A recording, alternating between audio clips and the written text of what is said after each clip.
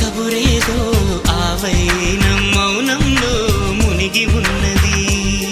చిగురాకు చాటు చిలక ఈ అలజడి ప్రేమేగా, అనుకోని దారి గనక ఈ తికమక తప్పదుగా.